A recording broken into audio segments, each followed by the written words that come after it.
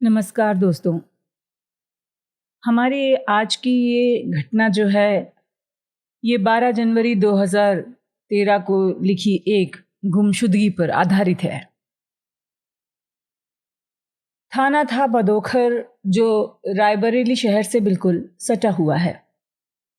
बदोखर में एक 22 वर्ष के लड़के की गुमशुदगी की रिपोर्ट लिखी गई और तत्कालीन एसपी के पास डेली रिपोर्टिंग में सूचना भी भेज दी गई।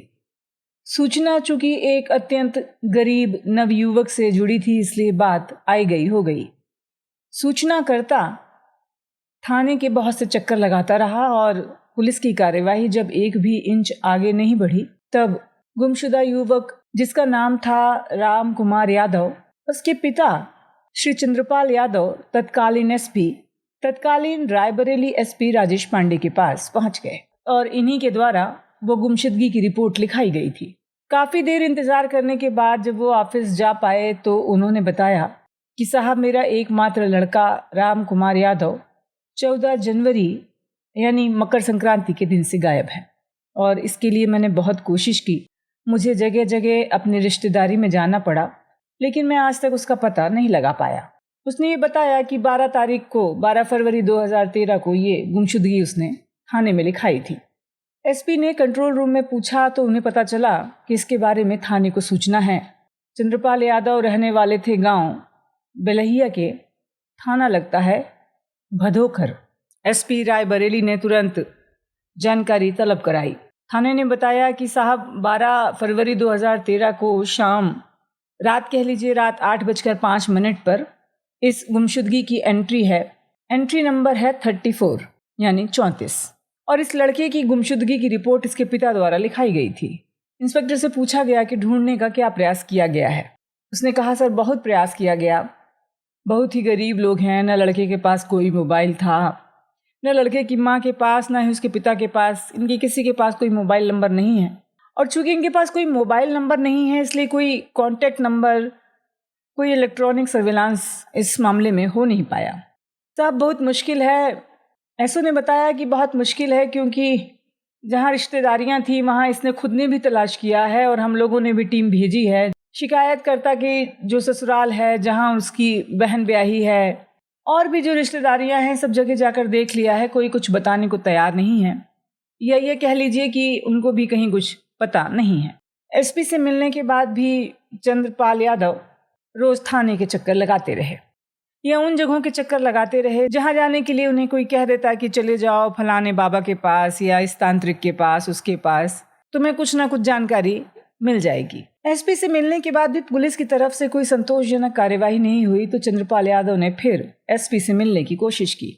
ऑफिस में नहीं मिल पाए तो एसपी के रेजिडेंस पहुंच गए। सामान्य रूप से जो रेगुलर रूटीन के प्रार्थी होते हैं वो प्रार्थना पत्र लेकर ऑफिस में ही एक जन शिकायत सेल होता है जो हमेशा खुला रहता है, वहाँ प्रार्थना पत्र दे देते हैं और वहाँ से एक मोहर लगवा ली जाती है जिसमें एक सीरियल नंबर पड़ा होता है। वो आदमी वहाँ मिला लेकिन एसपी से नहीं मिल पाया, तो वो शाम के समय एसपी आवास के ठीक बाहर जाके बैठ गया। काफ़ी ढली हुई शाम में जब एसपी साहब तकरीबन 7 बजे करीब अपने घर से बाहर निकले किसी काम के लिए, तो उन्हें गाड़ी की हेडलाइट में चंद्रपाल यादव बैठे हुए दिखाई दिए। एसपी ने गाड़ी रुकवाई और कॉन्फिडेंशियल ऑफिस में चंद्रपाल यादव को बुलवाकर पूछा। उसने अपनी सारी व्यथा बताई कि 14 जनवरी से अब तक मैं लगभग रोज और फिर जो जहां बताता है वहां मैं दिन भर चलता रहता हूं, जाता हूं, पता करता हूं कि मेरा बेटा अचानक कहां चला गया। मेरे पास इतना पैसा नहीं है कि मैं बस में बैठकर या ट्रेन पर बैठकर जाऊं। एसओ साहब को फिर तलब किया गया।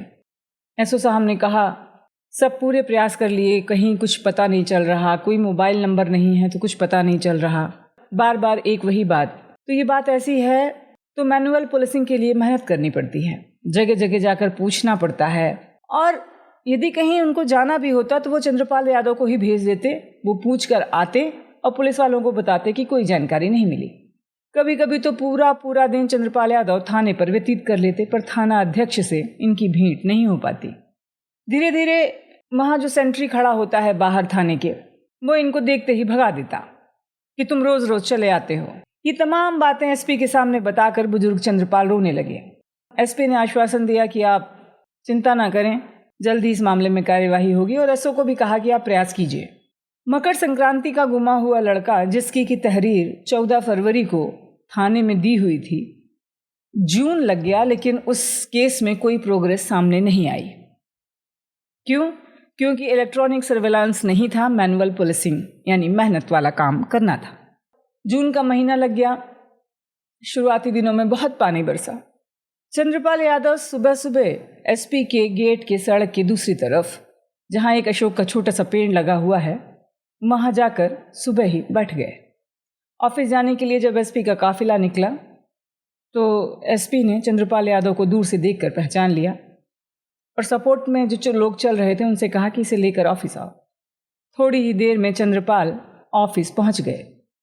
एसपी साहब को बताया कि साहब मेरे लड़के की लाश मिल गई है। एसपी साहब अचंभित हुए। निश्चित रूप से पुलिस पर उंगलियां उठेंगी इस बात से वो घबराए भी। चंद्रपाल यादव ने कहा कि साहब 1 हफ्ते पहले बहुत पानी बरसा, 1 हफ्ते तक बरसता रहा, हमारा पूरा घर टपकता है। बेटा था तो वही उसमें खपरेल को दुरुस्त करके बरसात के पहले जो भी टपकता या चूता था उसको ठीक कर लेता था, लेकिन इस बार मरम्मत नहीं हो पाई। पूरे घर में 2 छोटे कमरे हैं, एक छोटा सा रसोई घर है जिसमें थोड़ा बहुत सामान रखने की भी जगह है, स्टोर टाइप। शाम तक मेरे कमरे में इतना पानी भर गया कि उसमें जगह जगह मिट्टी फूल गई। मैं अपनी पत्नी के साथ थोड़ी सी जगह जो घर के बाहरी हिस्से में है उसमें समय काट रहे थे, और कल जब पानी कुछ बंद हुआ तो भीतर जाकर देखा कि जगह जगह पानी भरा हुआ है, मिट्टी फूल गई है। जब तक पानी निकाल कर उस जगह को समतल करने लायक नहीं बनाया जाएगा, रहने या सोने लायक जगह नहीं हो पाएगी। जहाँ पानी भरा हुआ था वहाँ करीब 2 फुट की एक जगह है जिसमें चींटियों के बहुत सारे बिल बने हुए थे। उसमें से हर बिल में से बड़ी संख्या में चींटियाँ निकल रहे थे और वहाँ की मिट्टी जो थी वो पोपली हो गई थी। तो मैंने वहाँ बिछा हुआ तख्त हटाया कि मिट्टी को भरने के लिए। जब मैंने उसमें फावड़ा लगाया तो मुझे उसमें उंगलियां दिखाई पड़ी। उंगलियां क्या थी? कंकाल या हड्डियां। मैंने संभल कर खोदना शुरू किया। उसमें मुझे दोनों हाथ और पैर की उंगलियां दिखाई पड़ी और मुझे ऐसा लगता है कि वो मेरे बेटे की ही हैं। एसपी साहब ने तुरंत एसओ राम राघव सिंह और फॉरेंसिक टीम को बुलवाया, इकट्ठा किया और उस घर में भिजवाया जहाँ की ये घटना थी। कंकाल मिलने की बात सुन के वैसे भी घर के आसपास बहुत भीड़ हो गई थी। फॉरेंसिक वालों ने पूरा कंकाल खोद के बाहर निकाला। ये कमरा उसी युवक का था जो गुमशुदा था, और जो तख्त किनारे रखकर चंद्रपाल यादव ने मिट्टी खोदी थी वो युवक उसी तख्त पर सोता था। जब पूरी तरीके से खोदा गया तो कंकाल के साथ एक दुपट्टा मिला। दुपट्टा चूंकि नायलॉन का था इसलिए डिसइंटीग्रेटेड नहीं हुआ था, सड़ा गला नहीं था, लेकिन बॉडी खत्म हो गई थी। बात गंभीर थी पर पुलिस ने इस बात को कभी भी गंभीरता से नहीं लिया था। कंकाल मिलने के लगभग 15 दिन के बाद चंद्रपाल यादव एक बार फिर एसपी से मिलने में कामयाब हुए। बताया कि ये जो पुलिसकर्मी आपके ऑफिस या घर के बाहर रहते हैं वो कोशिश करते हैं कि मैं आपसे मिल ना पाऊँ। इसका कारण हम सब जानते हैं, तफ्तीश में कोई प्रोग्रेस नहीं थी, मैनुअल पुलिसिंग की मेहनत कौन करे। चंद्रपाल यादव ने एसपी को बताया कि थाने वाले 3-4 बार मेरे घर आ चुके हैं और मुझे गाड़ी में बिठाकर थाने ले जाते हैं और मुझसे कहते हैं कि जहां तुम सो रहे थे वहीं नीचे तुम्हारे बेटे की लाश दफन थी, हमें लगता है कि तुमने ही उसे मारा है। मेरे ऊपर बार बार अपने ही बेटे को मारने का आरोप लगाते हैं और जो सिपाही खड़े रहते हैं कभी कभी वो मुझे थप्पड़ भी मार देते हैं। पानी सर से ऊपर चला गया था। इस बार एसओ को बुलवाया गया, सीओ को बुलवाया गया, एडिशनल एसपी राजेश कुमार को बुलवाया गया और एसओ से कहा गया कि इस प्रकरण को जल्दी से जल्दी सॉल्व करो, अन्यथा तुम्हारे विरुद्ध दंडात्मक कार्यवाही होगी, क्योंकि एक तो तुम पीड़ित के साथ बदतमीजी कर रहे हो और दूसरे प्रकरण को सुलझाने का तुम्हारा कोई प्रयास नहीं है। फरवरी 12 की लिखी हुई गुमशुदगी कंकाल मिलने के बाद भी 2 माह गुजर गए, लेकिन कार्यवाही के नाम पर कुछ पूछताछ थी वो भी पीड़ित से ही की गई थी। इस फटकार के बाद एसओ ने थोड़ी सीरियसनेस दिखाई, टीम बनाई। टीम बनाकर सबसे पहले आस पड़ोस में बातचीत शुरू की। अब सोच लीजिए आप लोग, यहाँ ये बात सोचने वाली है कि 6 महीने बाद तक भी, इवन कंकाल मिलने के बाद भी पुलिस ने आस पड़ोस तक में कोई पूछताछ नहीं की थी। खैर, आस पड़ोस में जब बात करना शुरू की तो पुलिस वालों को ये पता चला कि उस लड़के के गायब होने के कुछ समय पहले यहाँ एक रेखा नाम की महिला आई थी। वो कुछ दिन यहाँ रही। उसके बाद जब वो लड़का गायब हो गया तो कुछ दिन तक वो मृतक के माँ बाप के साथ रिश्तेदारियों में गई लड़के को ढूंढने, लेकिन थोड़े दिन बाद वो वहाँ से चली गई। उसके बाद से उसका कुछ पता नहीं है। पूछा कहाँ की रहने वाली है तो वो कुछ बता नहीं पाए। फिर लड़के की माँ से पूछा गया कि आखिर ये रेखा नाम की लड़की यहाँ तक आई कैसे। तब उसने कहा कि मेरा एक भाई है दिनेश, जो अंबाला में काम करता है, डलमऊ का रहने वाला है। उसका बेटा, उसका एक रिश्तेदार है संतोष, वो कभी कभी यहाँ आता था, हमारे बेटे से भी मिलता था और उस लड़की से भी मिलता था। तब पूछा गया कि वो लड़की यहाँ किस सिलसिले में आई थी। उन्होंने बताया कि उसको संतोष ही लेकर आया था, जहाँ वो काम करता था, पंजाब में कहीं काम करता था, वहाँ से लेकर आया था हमारे बेटे से शादी कराने के लिए। ये तय हुआ था कि महीना ख़त्म हो जाए जनवरी का, उसके बाद जो भी शादी की तिथि निकलती है उस तिथि पर हम लोग शादी कर देंगे। हमें भी बहू की ज़रूरत थी, बेटा भी 22 साल का हो गया था। लेकिन न जाने क्या हुआ कि एक दिन हमारे बेटे ने कह दिया कि इस लड़के से शादी नहीं करूँगा। बहुत ज़्यादा दबाव देने या पूछताछ करने की ज़रूरत नहीं थी। उसने कहा नहीं करूँगा तो ठीक है, फिर नहीं करोगे तो कोई बात नहीं, दूसरी लड़की आसपास के गांव में देखकर हम तुम्हारी शादी कर देंगे। उसी के 3-4 दिन बाद वो गायब हो गया। हम लोगों ने सोचा कि शायद इस लड़की से नाराज़ होकर कहीं चला गया है। हम लोगों ने बार बार लड़की से पूछा, लेकिन वो कुछ बताने की स्थिति में नहीं थी। हम लोग जहाँ कहते हमारे साथ चली जाती, उसको ढूंढती थी। घनघोर अंधेरे में पुलिस को एक रास्ता मिला था और वो रास्ता जाता था डलमऊ की तरफ। डलमऊ जाकर पता चला कि संतोष कौन है। तो पता ये लगा कि संतोष इस दिनेश का साला है और दिनेश चंद्रपाल का साला था। संतोष, दिनेश ये सब कहीं अंबाला में काम करते थे। एक टीम अंबाला भेजी गई। अंबाला में संतोष भी मिला और दिनेश भी। संतोष और दिनेश दोनों से पूछताछ की गई कि रेखा नाम की लड़की कौन थी। मोहल्ले में भी पूछताछ की गई और तब ये पता चला कि रेखा का भाई वहीं पास में ही रहता है। रेखा के भाई से जब पूछताछ की गई तो उसने पहले तो हिचकिचाहट दिखाई, लेकिन बाद में उसने बताया कि उसकी शादी हो चुकी है और इस समय वो भोपाल में रहती है। रामपाल यादव, मकान नंबर 18, कोटरा, सुल्तानाबाद, भोपाल में उसकी शादी हो गई है और पति पत्नी वहीं भोपाल में ही रहते हैं। टीम भोपाल रवाना हो गई। रामपाल यादव के घर रेखा मिल गई। रेखा को महिला पुलिस के माध्यम से पुलिस थाने लाया गया। थोड़ी सी पूछताछ के बाद रेखा ने पूरी घटना बता दी। संतोष, दिनेश, रेखा और उसका भाई ये अंबाला में सब एक ही जगह रहते थे और सभी मजदूरी करते थे। संतोष के नाजायज संबंध रेखा से हो गए, लेकिन संतोष की पत्नी इस बात पर हमेशा ऐतराज करती, विरोध करती थी। संतोष ने एक दिन दिनेश से कहा कि रेखा की शादी आपके जीजी के बेटे से करा देते हैं, उसकी भी शादी नहीं हो रही है और रेखा की भी शादी की उम्र हो गई है। तो बात तय हो गई। ये तय हुआ कि संतोष उस लड़की को लेकर डलमऊ अपने घर जाएंगे और फिर चंद्रपाल से बात करा के शादी करा दी जाएगी। संतोष चाहता भी यही था। वो लड़की को लेकर डलमऊ आ गया। पहले 6-7 दिन वो अपने घर में ही रहा। एक दिन उसकी पत्नी ने ये कहा कि तुम फौरन इसको घर से बाहर करो। उसने संतोष को रेखा के साथ आपत्तिजनक स्थिति में देख लिया था। उसी दिन संतोष रेखा को लेकर राम कुमार के घर आ गया। पहले तो राम कुमार के पिता चंद्रपाल यादव ने इसका विरोध किया कि आप बिना शादी के इस लड़की को यहाँ क्यों ले आए।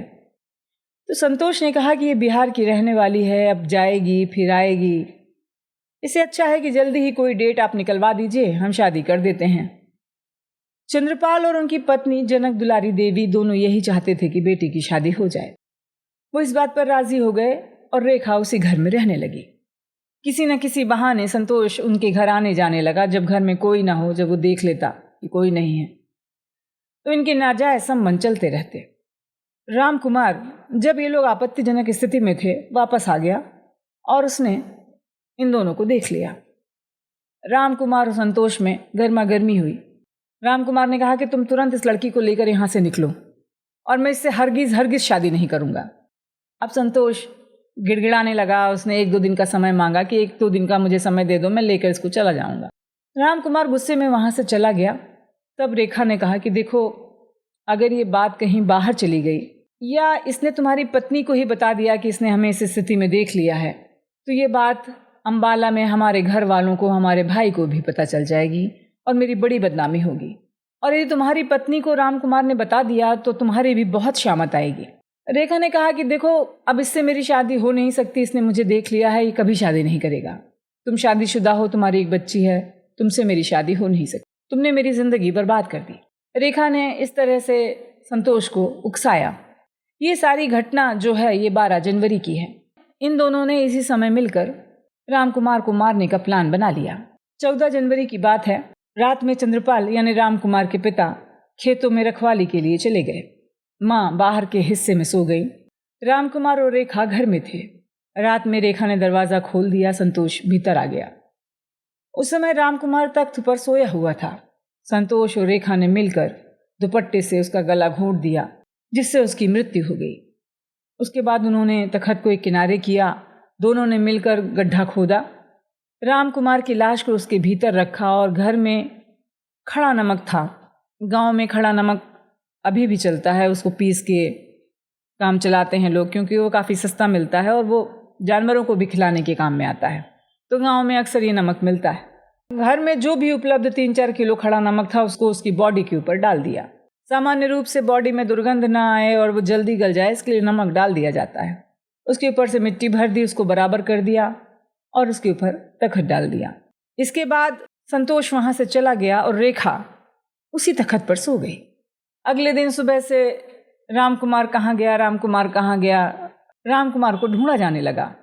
इसके बाद संतोष रोज आता रहा कि अरे राम कुमार कहाँ गया, चलिए ढूंढने चलते हैं। वो पिता चंद्रपाल यादव के साथ यहाँ वहाँ ढूंढने जाता रहा, लेकिन जब भी इन्हें मौका मिलता ये उसी तख्त में जिसके नीचे राम कुमार की लाश दफन थी एक दूसरे से संबंध बनाते रहे।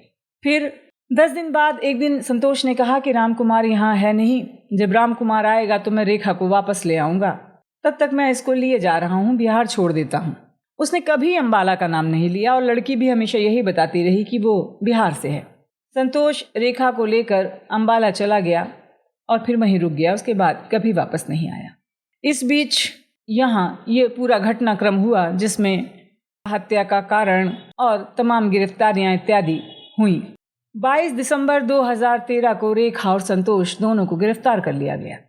इस घटना के साथ जुड़ी हुई एक घटना और जो चंद्रपाल यादव ने बताई कि जब घर से रेखा और संतोष दोनों चले गए तो ये तख्त खाली हो गया। बुजुर्ग पिता ने सोचा कि मेरा बेटा इसी पर सोता था, मैं भी इसी पर सोऊंगा। 24 जनवरी से लेकर पानी बरसने के दिन तक प्रतिदिन वो उसी तख्त पर सोता रहा जिसके नीचे उसके इकलौते लड़के की लाश दफन की हुई थी। तो श्रोताओं, इस तरह एक दुपट्टे और चींटों ने इस निर्मम हत्या का रहस्य उजागर किया। अगली किसी सच्ची घटना के साथ फिर मिलते हैं। नमस्कार।